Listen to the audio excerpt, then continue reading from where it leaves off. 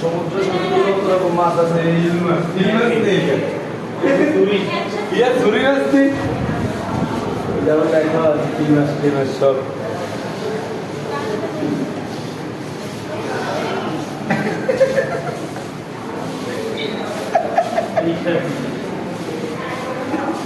জয় দা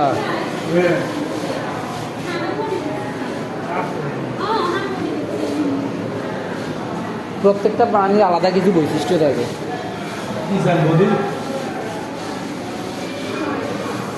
এটা হচ্ছে Animalia chordata arthropoda